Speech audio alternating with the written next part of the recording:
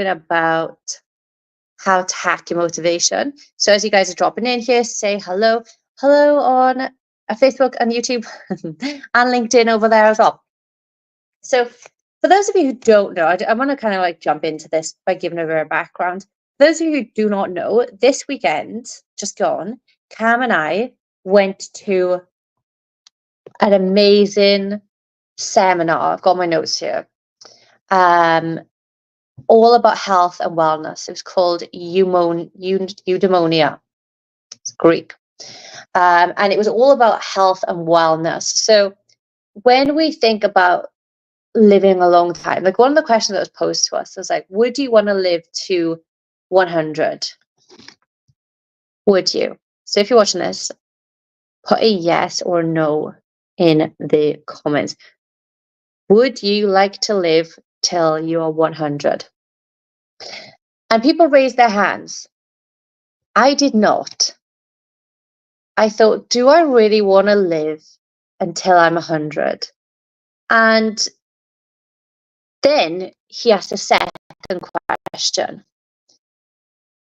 If those next however many years, 20, 30, 40, 50, however many years, 60, 70, where you were mobile, you were able to like hike, you were able to enjoy your life, you were independent, autonomous, being able to live, have a long conscious life rather than just being struggling to like wipe your own ass kind of thing. Like, would you then want to live to 100? So would you want to lengthen the human experience, disease free, very mobile, very independent?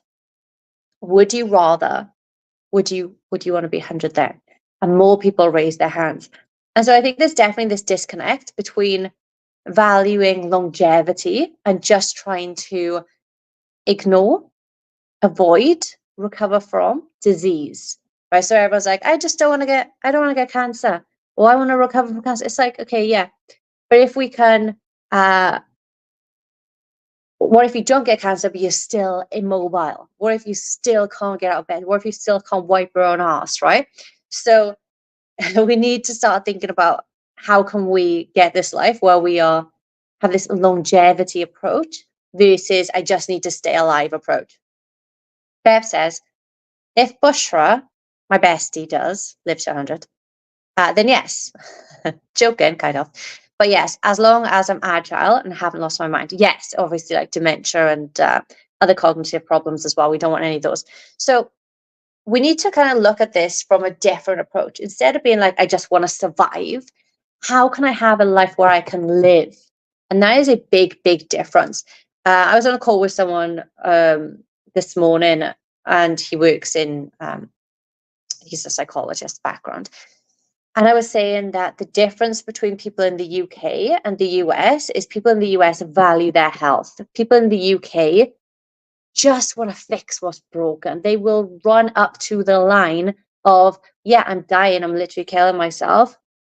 Yeah, I've got diabetes, but then the NHS will help me and I can be fixed. Whereas in the States, more people are like, I don't want to get diabetes. What can I do to prevent it? So there's definitely this like prevention versus cure mentality difference between the two sides of the ocean. Not sea, is it? Okay, so anyway, we went to this event and we learned from some of the leading people in the space. People you guys may have heard of. We spoke to some neuroscientists, some menopause experts, like perimenopause, menopause, hormonal experts, gut health experts in the field. There was cryotherapy, there was red light therapy, there were saunas, there were so many supplements, I cannot tell you. There were sessions on psychedelics and microdosing. There was like literally a session on everything. I actually did a session on, it was called something like meditation for fidgety skeptics. I did that. I'm still a fidgety skeptic when it comes to meditation. But either way, I went and we learned from like some of the best in the field. If any of you guys are into health and wellness at all, you probably heard of Andrew Huberman. He's got a very good podcast, very well-rated podcast. He was there. He did a whole talk. And also Dr. Gabrielle Lyons, who is also, she's like the founder of muscle-centric medicine, and talks about how the population of the world is not overweight. You're not over fat. You're just under muscled, because muscle is the sign of longevity. It's the organ of longevity. Anyway, so I've got like a shit ton of notes, and I think when I was thinking about what we can talk about today, I was thinking, well, what is the main problem people come to this group with? So any of you guys are watching here, I'm pointing to you. I'm actually live in our free Facebook group. So if you want to join, it's called the Busy Women's Weight Loss Group. It's on Facebook. You can come here. I do this every single Wednesday, and we talk about loads of different things. Bev says, do you think that's because they don't have the NHS kind of system and healthcare is costly over there? Absolutely. 100%, Bev. Instead of trying to prevent problems in the in the UK, they're like, oh, the NHS will fix this, which then costs more stress on the NHS, which causes more beds, which causes more wait times, and a lot of these resources, tax increases. So people don't think about the importance. Like people say, oh, well, if I vote, it's not going to make a difference in the general elections.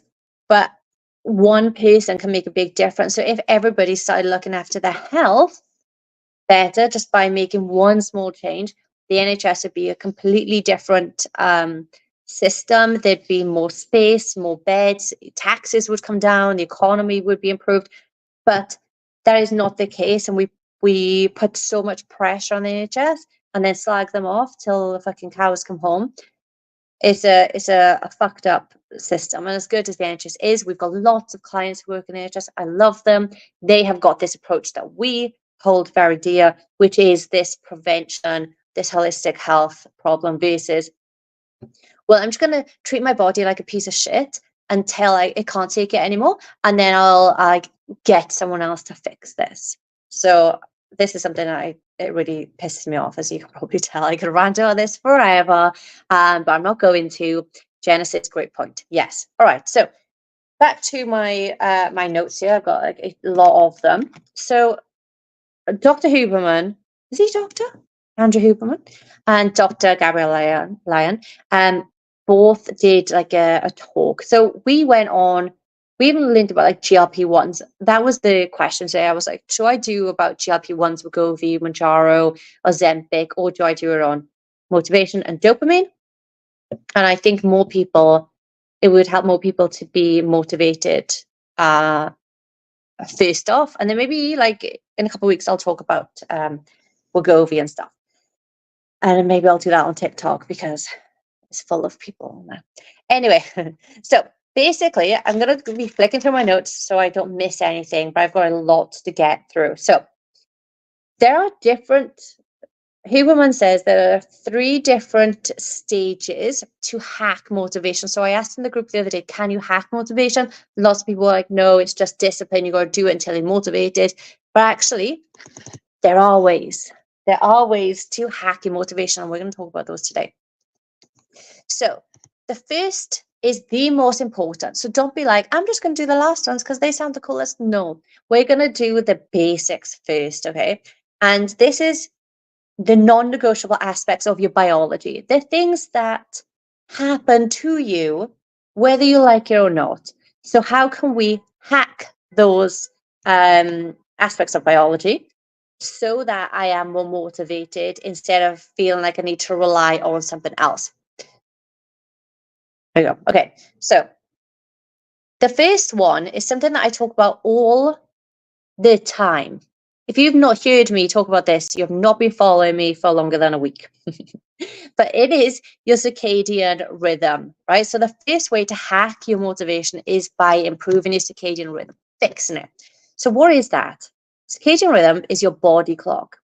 Your endocrine system, which is where your hormones are triggered, all rely on your circadian rhythm. So how can we trick the body clock? How can we fix this problem that is, or this system that is inside of us? We can't just be like, okay, if the clocks are back in the States this weekend, we went up to the clock and you could just like change it or wherever, press the buttons. How can we do that to ourselves? Well, we can't, right? So what can we do? We need to make sure that the dark and light cycle in our life is regular. So there's a part of the brain that controls or influences the endocrine system, which is your hormones. It's part of the brain, influences the hormones. And that is controlled by light and dark. So this means that the easiest way to hack your motivation from a biological standpoint is be off your phone after, like, well, before 1 hour before you go to sleep. So no phones. When the sun goes down, go buy like an amber light. Maybe you do candles. Maybe you change your bulbs so they've got like an amber hue, like a warm hue. Or go buy Himalayan salt lamps. You know, they've got that like orangey kind of vibe. They are going to be like one of the most important and influential investments that you can give to your motivation and to your health. So you might be like, oh, well, how's just changing my bulb is not going to change my motivation? It will, because now your endocrine system is going to get in sync, and cortisol, which helps you, and adrenaline, which helps you build your motivation, comes from your endocrine system, right? So we need to start thinking about how can we hack or biohack your endocrine system, if that's the way you want to put it. Then there's other things like waking up and going outside. Do not go on your phone as soon as you wake up. I'll explain briefly why. So when you wake up, you roll over, you grab your phone to turn the alarm off, and then you're like, oh, I may as well just check. I got my notifications, I'll just check. So what you're doing is the social media websites pay a lot of money into making these addictive and giving you that dopamine hit. When you get that dopamine hit, you're like, oh yes, I've got like a like, or whatever it's going to be, a comment, someone sees me, I feel valid. But then you're looking for that, you're seeking that constantly. So when you go to sleep in the night, your body's like, hey, when I wake up, I'm going to have that dopamine hit. Let's get up a little bit earlier. Let's not fully shut down and have a good night's sleep, because like a kid at Christmas, right? Like, I'm going to wake up early because Santa's been and I'm going to have all my presents. Like, that's what's happening to your brain when you go on your phone straight away. There's also the other thing of you getting this blue light instead of going outside and getting natural light. So that's that as well. But the priority is really this like cortisol hit that you get, and a dopamine hit that you get in first thing in the morning. There are other things like caffeine we could talk about maybe another time. But again, this is giving your body a false sense of dopamine / caffeine that then suppresses other things going on in your body, which we do not want. Okay, so we want it to be very natural, very regular, very demure. So that's the first thing, your circadian biology, your circadian rhythm. So there are loads of different tips I've got for circadian rhythm. This is primarily what we work on with clients through our program when we put them in the priming phase or the foundation phase. That is the most important thing that we work on, and we spend a lot of time in that zone. Unfortunately, when people just want to lose weight, they just diet and exercise, and then they wonder why their motivation's gone to shit. They give up, they binge, they gain all the way back because they haven't focused on that beginning phase, like working on your body clock, working on your circadian rhythm. So the next part is your autonomic functions, right? So the best way to fix this, these are things that are going to happen in your body anyway, is by improving the gut-brain connection. Again, if you followed me for longer than a week, I've probably spoken about this in different ways. So the gut-brain connection, your brain obviously controls most of your body, but the gut signals to the brain what it needs to do, where it needs to pull back, when it needs to push. You have this big connection, and the vagus nerve, which starts at the brain and goes all the way down into the gut, it touches all the organs on the way down. So your vagus nerve is kind of like touches on increases your stress, or is your stress muscle, stress nerve, I guess you could call it. And then that talks to the two, right? So you're communicating between your brain and your gut through the vagus nerve. And you need to fix this. You need to fix all the signals that go to your brain and all the signals that go from the brain all the way through to your gut and everything in between. So there are different things you can do to improve your gut-brain connection. Things like very easy things, right? So like I'll give you two. Decrease processed foods. Processed foods, anything with more than like 2 ingredients, even 1 ingredient. You have steak, it's an unprocessed food because it's look at the ingredient, it says beef, right? If you look at this energy drink, it has got probably 1 million different ingredients in. It's very processed. If anything lasts longer than like a week or a couple of days out of the fridge, probably processed. And it's processed to last longer. It's processed to taste better. It's processed to, and this is what another thing that a lot of money goes into is how can we make our food addictive? How can we make people want more? How can we give them that dopamine hit that they really love it and then they want another one, right? You'll probably recognize this with chocolate or like chips or something like that. So basically, you want to decrease the processed foods. Processed foods increase inflammation in your gut, so it pisses your gut off, basically.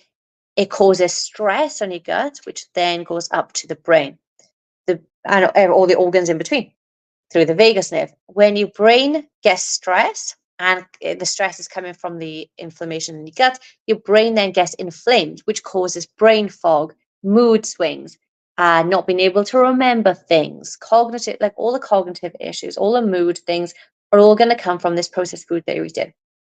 It is not just the processed foods, but that's just one example.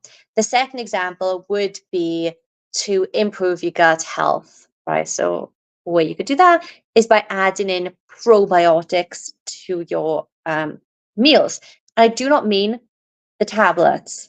They're great, but you really need to be adding in the foods, because when you take a tablet, it's not going to colonize to your gut. So you really need to be eating processed probiotics regularly to your diet. And this is things like fermented foods. So you're thinking kimchi, kombucha, sauerkraut, yogurt, pickles, anything fermented, but not beer, not alcohol, right? Anything else that's fermented, pretty much a go-to. So they are two things that you can do to improve your gut health, which will improve your motivation. So we've already got two big things, huge things. These will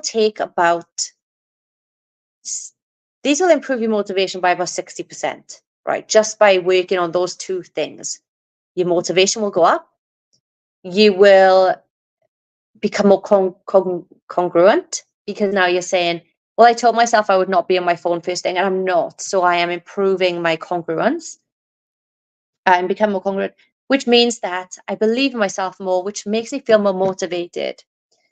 So not just the non-negotiable aspects of biology that we're hacking, we're actually hacking the psychology behind it as well. So we're getting like a double whammy here. So your motivation will improve by about 60%. It's just a guess off my behalf, but I would say 60%.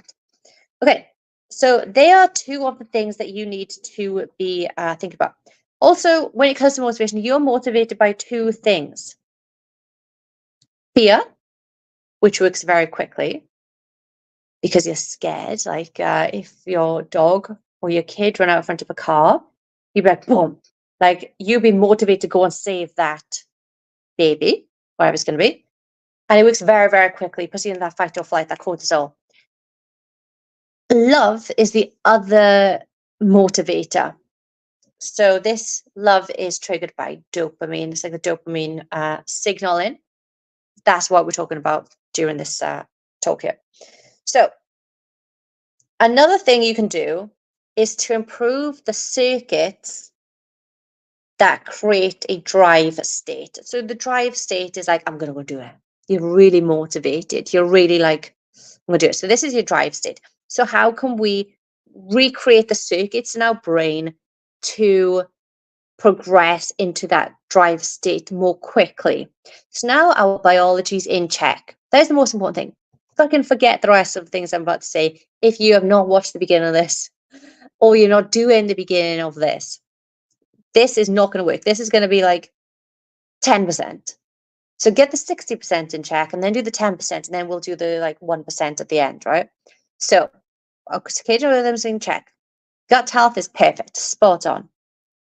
Shitting well. No bloating, no GI issues, no gas, no cramps. We're pooping regularly. Our poop is not, we're not constipated and it's not super loose, right? Like, these are all good things. We're not having brain fog. We're not having memory lapses. We're not waking up through the night. We're not waking up grumpy. So if you get any of those things, you need to go back to the two that I've already spoke about. You need to fix those first. Okay, so the next thing is the circuits. So you've got a dopamine circuit that creates motivation. And you can decide to be motivated. Fact. You can say, I'm fucking motivated, I'm gonna fucking kill this today. Let's go. But most people don't. And there's a couple of different reasons for this. One of them, someone said it. Let me see if I can find who said it. No, of course I'm not going to be able to find it. But it was basically something along the lines of, if you do something, if you continue to do the easy thing, you will become weak. And that's kind of what happens in society. And we're talking earlier about the NHS, and that is part of the UK's problem, I think, is that we now rely on being safe and doing the easy things so often that it's a detriment to our health and our economy. So one of the easiest things you could do to increase this kind of like dopamine circuit is, and the motivation, is to think about your day, 6 a.m. till noon, noon till 6, 6 till midnight, right? So we got these 6-hour like periods. In there, and you guys can do this now if you've nailed the rest. In there, you need to figure out, when am I most inclined to do more? So like, when am I like, oh yeah, I can go move now, like I feel really good. And when are you more like, oh, I'm not like, because some people say I'm not a morning person. So to that person, getting up at 4 a.m., hitting the gym by 4:30 is like a write-off. That is absolute no. So try and figure out when you feel most inclined to move. When do you go to the gym and you're like, yes, I'm ready to go? Write that time down, or write it inside of that period, the 6-hour period. The next one is, when am I most inclined, or whenever I got the most cognitive velocity? So this is like when you could read very, very quickly, but also you have the aim of remembering the information that you're reading. So you're retaining the information, not just reading, because we can all read really quick and it just go like, I say one ear out the other, but I suppose in through one eye and outside of the ear. So when is that improved? And I think cognitive velocity is something that we all should be looking to improve as well, especially as high performers. We want to be at our best mentally, not just physically. So there are a couple of things you could do to improve cognitive velocity. Do I want to give these? I'm not sure. You can do, as long as you've got, so this is the standard, right? So you've got your sleep in check, your endocrine system's in check, your body clock. You're waking up, you've got lots of energy throughout the day. You haven't got a 3 p.m. slump. You are not craving carbs throughout the day. You're not up and down with moods. You haven't got a hormone belly. You go to sleep well. You wake up well. You don't wake up through the night. So once you've got all that in check, your moods are solid, as in like you haven't got any like inflammation in your brain. Then you are also adding in strength training and your steps. Once all that is done and you're fucking nailing that 90% of the time, then you could do the next thing, which is to add in short cardiovascular bouts, should we call them? So it's not HIIT. It's not HIIT. You have to be like in a certain intensity level, and it's not HIIT, right? So I can't say that enough times. Not HIIT. So you can do like 3 sprints on the bike twice a week for 10 to 30 seconds each sprint. That is enough to improve cognitive velocity. Now, if you are sleeping like shit or you're eating shit, the bike sprints are going to do nothing for you. Absolutely nothing. You're wasting your time, wasting your energy, and you're probably making your hormonal imbalances worse. So start with the first one. Okay, so that is cognitive velocity. Oh, yeah. And then you've got the anterior cingulate cortex in your brain. So the way to build this part of your brain is to do things that you suck at, right? So one guy, or something that you hate doing. So earlier on, I asked you, when would you hate to go to the gym? Or when are you most likely to move? Say you're an afternoon person like me, 3 o'clock, 1 o'clock, 2 o'clock, 3 o'clock, I'm at the gym, I'm good. Well, between 11 and 1 is probably my best time. Ask me to go at 4. No. Ask me to go at 6, 7 when it's really busy. No. But to improve this anterior cingulate cortex, that's how it says, you need to do things that you suck at. And the more often that you do these things that you suck at or you hate doing, the bigger this part of your brain goes. The bigger you can literally train your brain by doing things that you hate doing.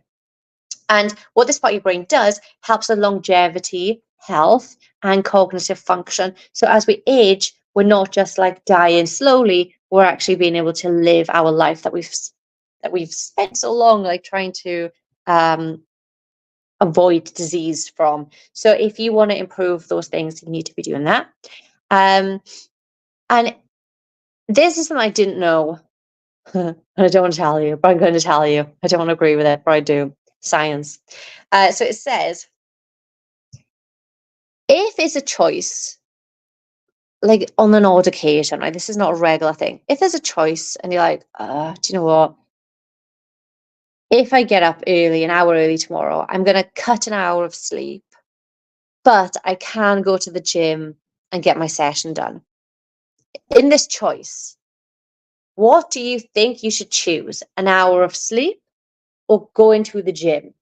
I want to know what you guys think. And if you're watching on the replay, you can still comment below. And then I will tell you. So if this is happening once, maybe twice a week, you can trade 1 hour of sleep for an hour of exercise. First thing, you can't be like, oh, well, I'm going to like wake up an hour early, but I'm going to loll in bed. I'm going to like do some work and mooch around the house, and then I'll go to the gym. It has to be like very soon after you wake up, you go and do a workout. And that increases your readiness for the day and offsets the lack of sleep or the hour less sleep that you've lost. The next thing is if you are indecisive and you're like, oh, I don't know what, shall I do this? Shall I do that? Oh, am I really committed to this? Do I want to do that? One of the best things you can do per month is do something at the least convenient time. So go to the gym at 6 or 7 o'clock when it's really busy. That would be like my least enjoyable thing. Or go into the gym at like 5 in the morning. I'd rather be asleep. But choosing to do these different things that are hard increases resilience. And resilience is something that a lot of us lack because we want to do what's easy all the time. We're like, oh, that's really hard. I don't want to do that. I want to be like safe, snuggled up in bed, chilling, right? So we really need to start thinking about like, how can we make ourselves more mentally tough? How can we make ourselves more resilient, which people do not like to hear, to be honest, but it is what it is. Can't argue with science.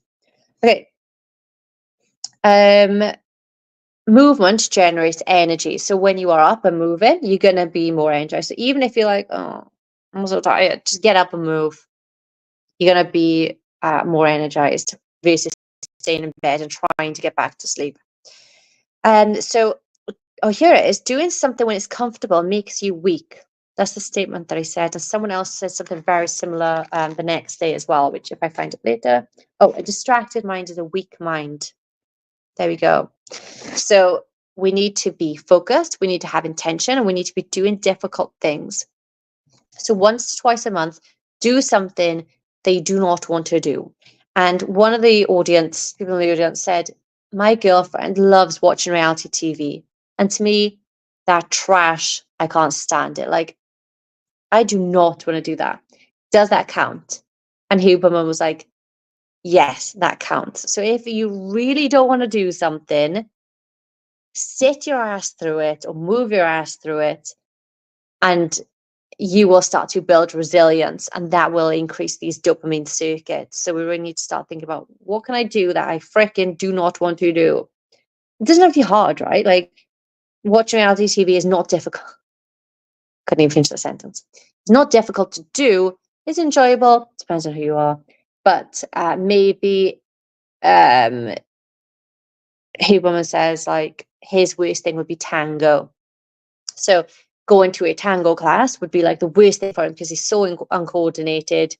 That would be the worst thing for him. So that's the kind of thing he could do. So I want you guys to think about, like, what is one thing you could do a month that is uncomfortable? Maybe it's waking up and going to the gym early. Maybe it's going to the gym at an awkward time. Maybe it's fasting for a little bit longer. Or maybe you decide, I'm going to fast for a day. That's fucking hard. I don't want to do that. I don't want to do that. Full stop. I don't want to do it. Maybe it's you go caffeine free for a day. Maybe it is you eat something that you really don't like to do. Maybe it's that you go for a walk in the rain, right? Like, whatever it's going to be. Maybe do a cold shower. Yeah, anything. You need to be adding in something hard to make you strong, not weak. And then we've got, oh yes, the to-dos of increasing dopamine. Generally, right? Here's the list that he gives. Sleep enough. One neuroscientist said 7 hours for men, 7.5 women, 7.5 for women has been proven to be the best. Gut microbiomes, 1 to 4 servings of fermented food a week. The vagus nerve, which we've already spoken about. That also, I was saying about it, pulls cortisol up and down. It also moves dopamine around as well. So we need to be doing like vagus nerve exercises. Don't fry motivation through non-generative actions. My writing is not great on this, I'm not gonna lie. I was like scribbling everything down. But basically, don't do shit that is not gonna get you to where you want to be. So don't be motivated to go on your phone and not produce something. You need to go and, like, if you're not going to be producing or creating or learning something from your phone, don't be on it, because you will fry your dopamine. You will fry that signal of like reward motivation. So we don't want to do that. Now this is another one that is hit or miss depending on who you are and if you've got the rest of it down, but caffeine can also help with dopamine production. There's some science to show that nicotine can as well, but we don't want to be like smoking tobacco, but you can get like nicotine gums. So again, be careful with this. If you've got an addictive personality, would not recommend it. And then there's also something called yoga nidra, which I'd never heard of, but it's in NSDR, so non-sleep deep relaxation. So if any of you guys have done it, let me know. I'm interested in learning about it.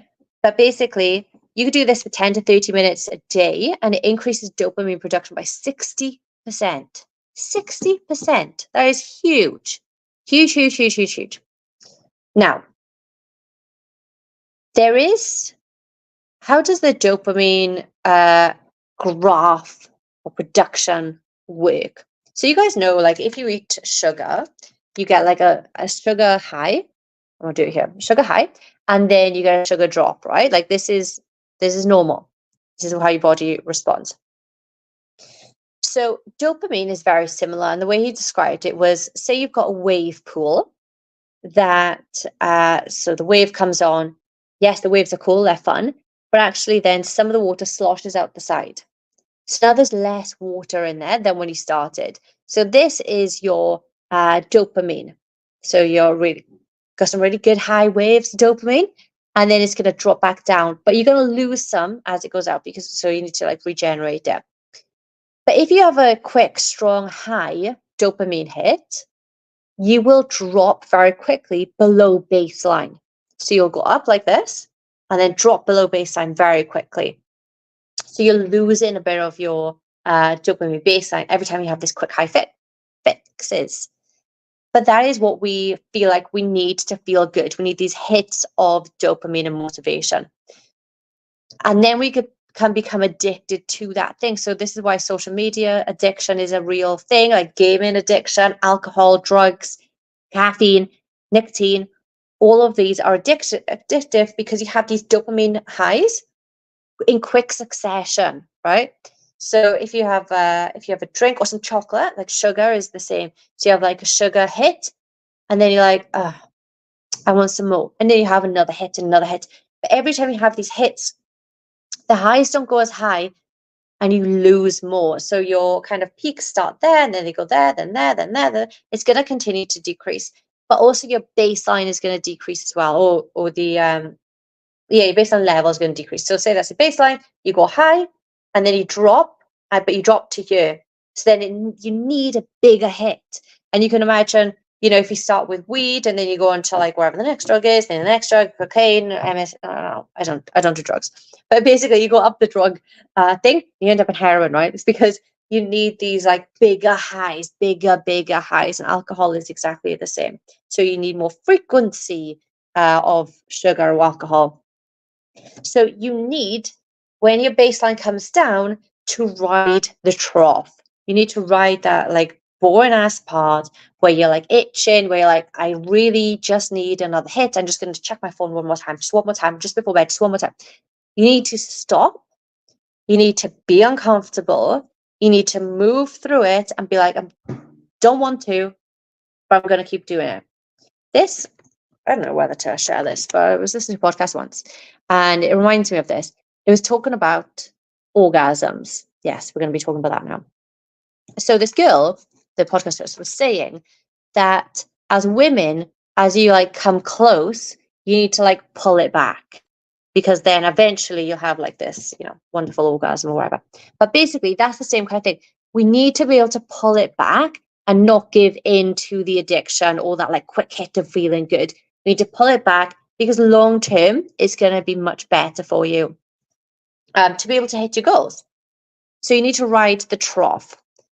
Okay, so then the last couple of things, let me see. The last couple of things. So the last kind of like peak, the last point that I was saying. So the first one is non-negotiable aspects of biology. The second one was circuits that create the drive state. And then the third one is tools to get into flow. So like caffeine can be used as a tool. Nicotine can be used as a tool, and then this yoga sleep. But these are the supplements that he recommended. Again, you could take all these supplements, you could do all the red light therapy, you could do all the cold plunges. If you have not fixed your circadian rhythm, if you have not fixed your hormones, these are going to do nothing except burn a hole in your pocket because they're going to end up being expensive. So don't waste your money. Do the easy stuff first, the boring stuff. Do the boring, like non-sexy stuff first.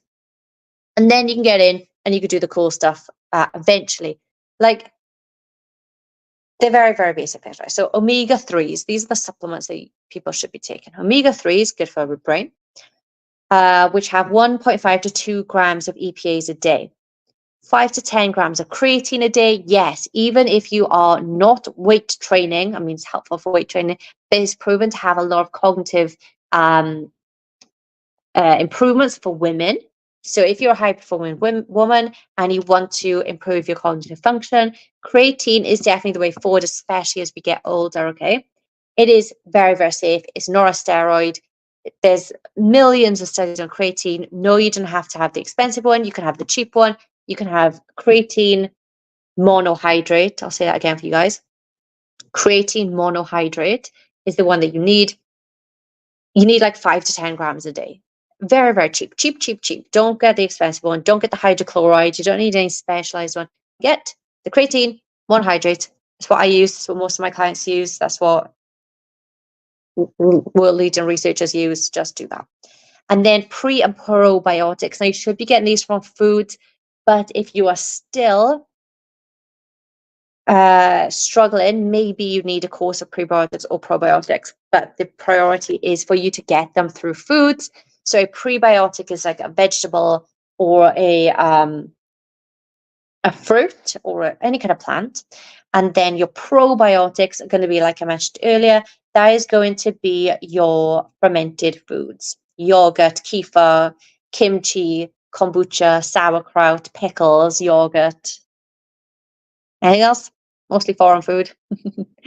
They are all going to help with that. Nor alcohol. I'll say it again, nor alcohol. So they're the supplements that he recommended. Then, like I say, there are like more